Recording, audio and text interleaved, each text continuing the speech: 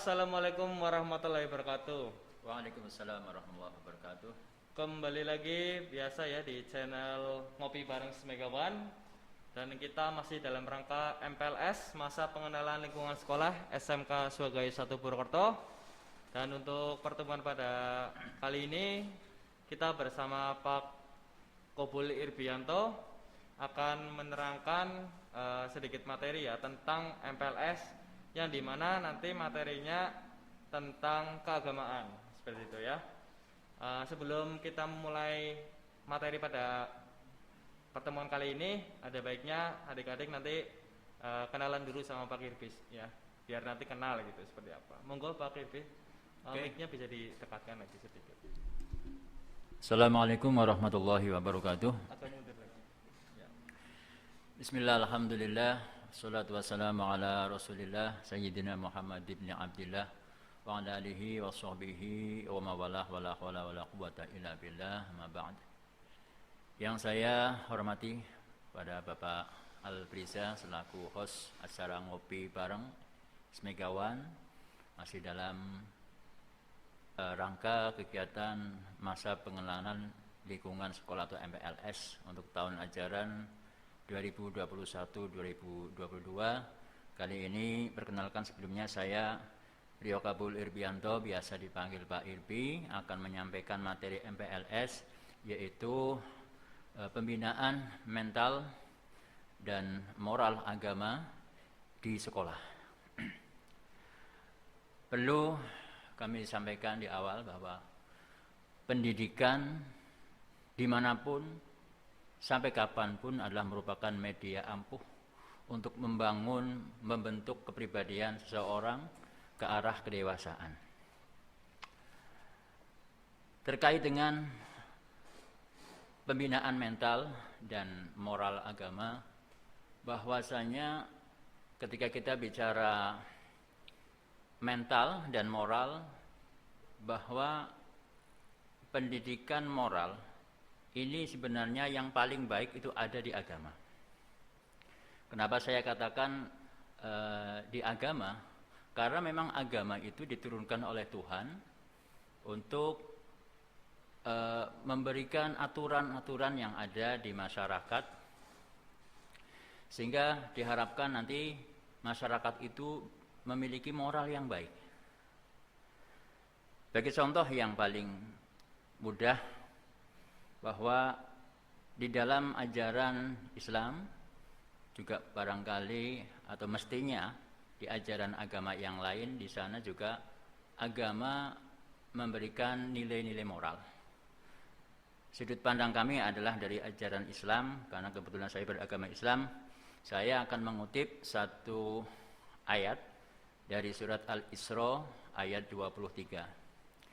Allah berfirman, a'udzubillahi minasyaitonirrajim, wa qadha rabbuka alla ta'budu illa iyyahu wa bil walidaini ihsana.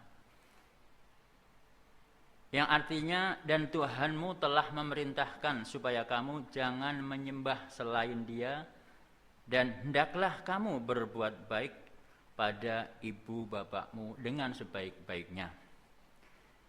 Ima yablughanna 'indakal kibara ahaduhuma aw kilahuma fala taqul lahumā uffin wa la tanharhumā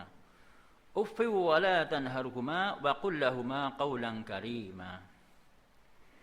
Jika salah seorang di antara keduanya atau kedua-duanya sampai berumur lanjut dalam pemeliharaanmu, maka sekali-kali janganlah kamu mengatakan kepada keduanya perkataan dan janganlah kamu membentak mereka, dan ucapkanlah kepada mereka perkataan yang mulia. Kemudian ayat berikutnya masih senada dengan ayat 23 dari surat Al-Isra, yaitu yang berbunyi, a'udzubillahi minasyaitonirrajim, wakhfid lahuma janahal dhulli minar rahmati wa qur rabbirhamhuma kama rabbayani shaghira. Dan hendaklah dirimu terhadap keduanya dengan penuh kasih sayang, dan ucapkanlah, wahai Tuhanku, sayangilah keduanya sebagaimana mereka berdua telah mendidik aku pada waktu kecil. Para peserta MPLS, anak-anakku semuanya yang saya cintai, yang saya banggakan, dua ayat ini adalah merupakan nilai moral yang ada di agama. Saya ambil dari Al-Quran surat Al-Isra. Ini menunjukkan bahwa nilai-nilai moral itu memang ada dalam agama. Artinya, ketika ajaran agama secara intens, kuat, maka nilai-nilai moral akan tercermin dalam sikap dan perilaku yang baik.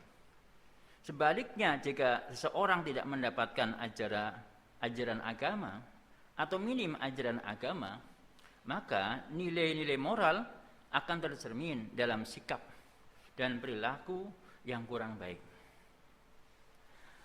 Sebelum lebih lanjut,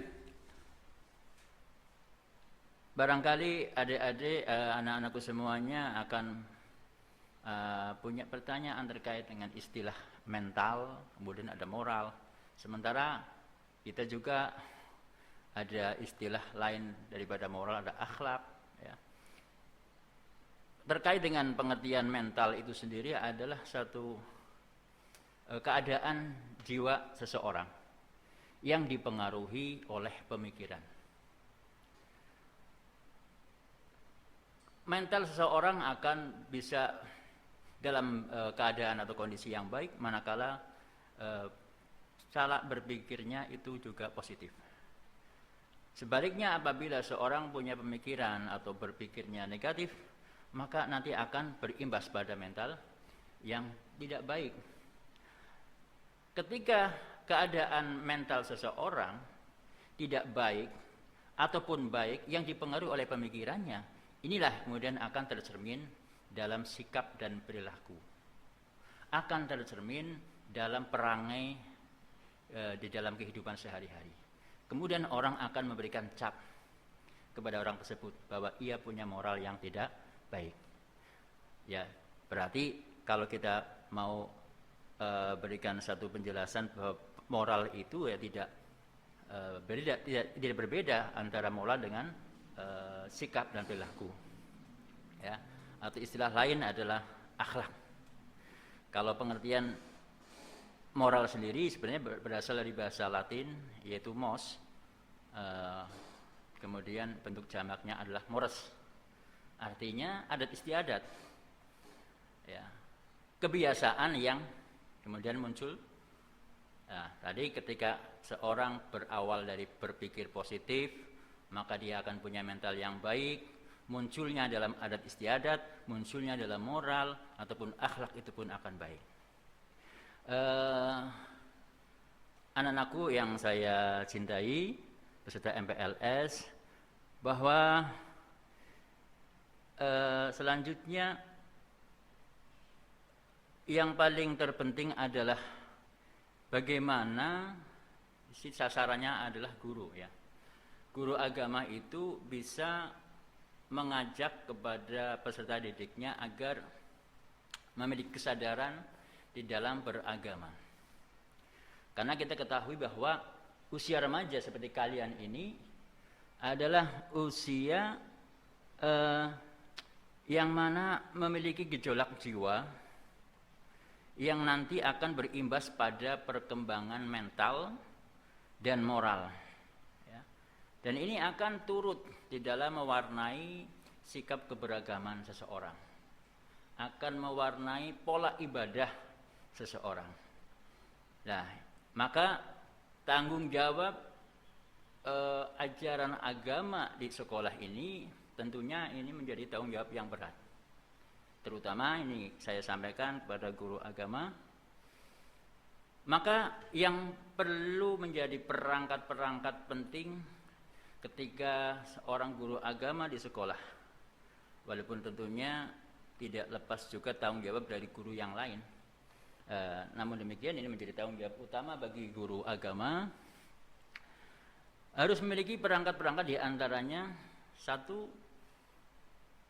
dari si guru itu sendiri, dia harus bisa menjadi seorang tauladan, menjadi seorang yang bisa memberikan contoh.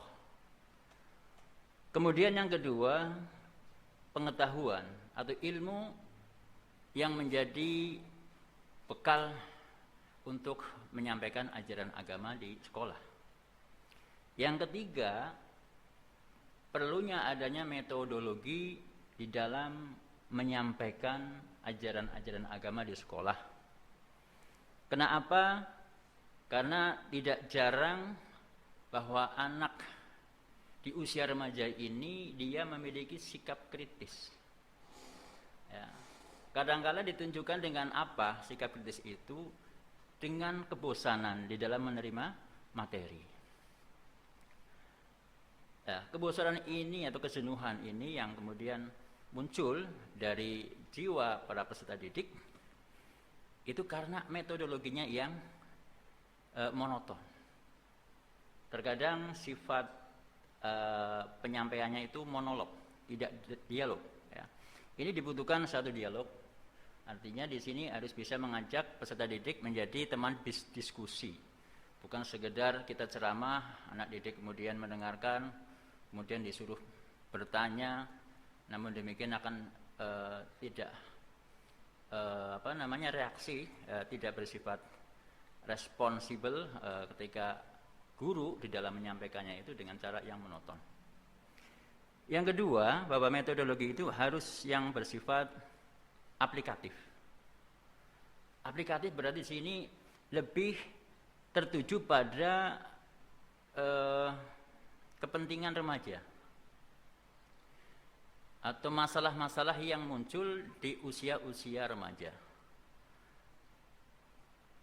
Misalnya, permasalahan yang tidak dapat dipungkiri masalah remaja adalah main gadget, nonton televisi, jalan-jalan ke mall misalnya, atau barangkali ada istilah hubungan sebelum nikah namanya pacaran. Nah, hal-hal kayak gini adalah merupakan garapan atau menjadi sebuah materi yang harus bisa diselesaikan oleh guru di sekolah khususnya. Nah, terus bagaimana ketika kita melihat ada satu permasalahan semacam ini, apakah guru memberikan indoktrinasi yang sifatnya justru malah membuat anak menjadi takut, malah kemudian jauh? Maka tadi ketika kita ingin menyampaikan satu pesan kepada anak didik, tentunya anak didik itu akan mau menerima ketika kita itu memiliki sifat ataupun sikap yang dekat dengan anak.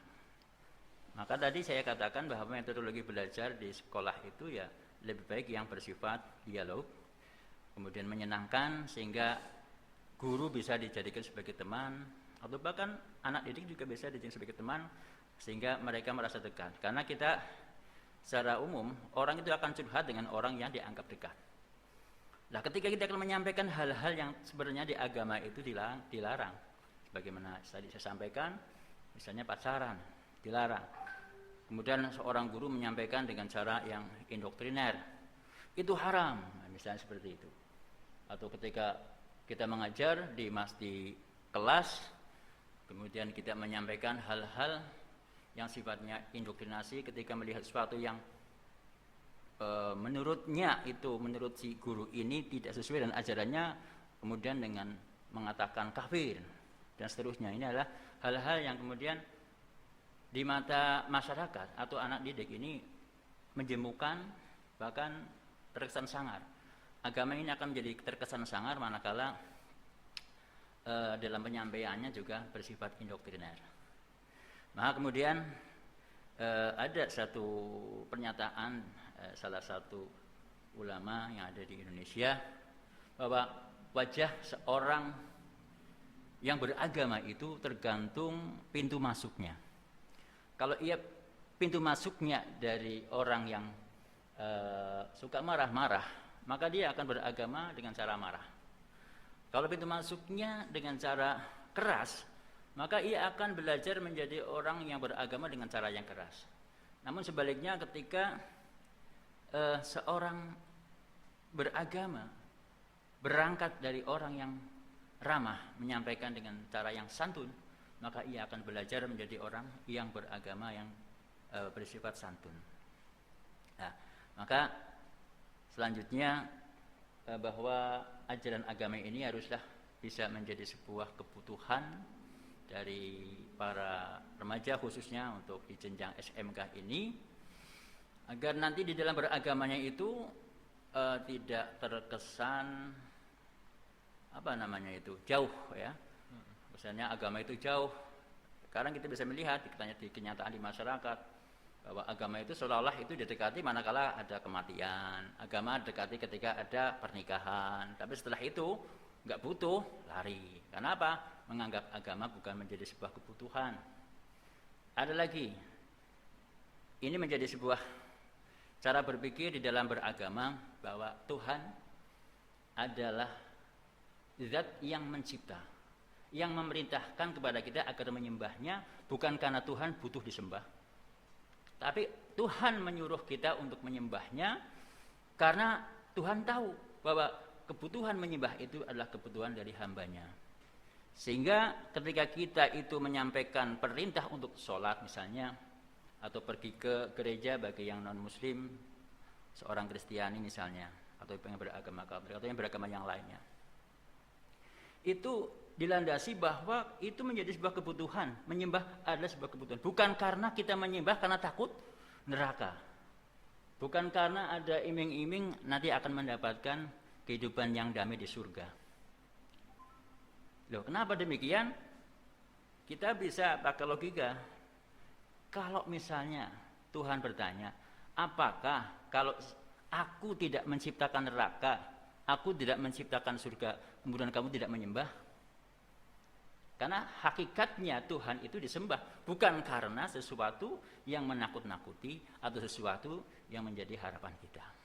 Nah, ini maka kembali lagi tadi bahwa penyampaian ajaran agama ini akan berimbas kepada pembentukan mental, kemudian lagi lahir seseorang memiliki moral atau akhlak yang baik.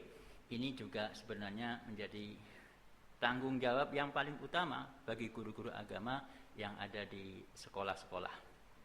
Nah, terakhir perlu kami sampaikan bahwa di dalam menyampaikan ajaran agama itu yang tadi saya sampaikan bersifat aplikatif dan bersifat solutif. Aplikatif misalnya tadi saya sampaikan permasalahan yang harus diungkap atau yang dibahas di kelas itu adalah permasalahan remaja, misalnya pacaran. Bagaimana cara yang bersifat solusi ya, agar anak itu menjauhi hal tersebut? Maka di sini harus ada cara. Di antaranya SMK Swaghaya Satu Purwokerto itu mengadakan berbagai macam kegiatan yang bersifat ekstra atau disebut sebagai ekstrakurikuler. Dalam hal agama kita sudah menyelenggarakan, misalnya ada kegiatan hadroh ya. Di sana ada organisasi namanya Rohis menyelenggarakan kegiatan hadroh, menyelenggarakan kegiatan baca tulis Al-Qur'an, kemudian menyelenggarakan kegiatan ekstrakurikuler yaitu seni baca Al-Qur'an atau qiraah. Kemudian selain itu juga ada ekstrakurikuler olahraga. Olahraga ini kita juga sudah menyelenggarakan, di antaranya ada futsal, ada voli, ada badminton. Kemudian sampai pada kegiatan kesenian kita juga mengadakan ekstrakurikuler band, di mana kita juga sudah kita ketahui bersama kita memiliki studio musik yang bisa dimanfaatkan oleh adik-adik semuanya. Barangkali demikian apa yang dapat kami sampaikan terkait dengan materi saya, yaitu pembinaan mental dan moral agama di sekolah. Barangkali itu Pak Albriza. Terima kasih atas waktunya. Oke, terima kasih Pak Kobuli Irbianto selaku penjelasannya tentang moral dan juga keagamaan. Jadi begitu adik-adik, nilai agama itu merupakan nilai yang sangat penting yang adik-adik harus miliki, dan nilai agama itu harus dimiliki dari sejak dini ya. Jadi dari adik-adik masih kecil hingga sampai dewasa pun nilai agama pasti akan selalu dibutuhkan, seperti itu. Nah, selain itu nanti adik-adik yang setelah mulai KBM bisa mengikuti eskul-eskul banyak yang ada di Swaghaya yang tadi sudah dijelaskan. Ada organisasi kerohanian, ada musik, ada futsal, ada pramuka, OSIS, PMR, dan masih banyak lagi lainnya. Untuk kerohanian nanti biasanya ada rohis, itu ada hadroh. Jadi yang dulu di SMP mungkin belum mengenal ya yang namanya hadroh atau yang berhubungan dengan hadroh, itu nanti bisa di SMK Surga 1 ikut eskul hadroh, itu bisa gitu. Ya, jadi mungkin itu saja materi tentang keagamaan pada MPLS hari ini.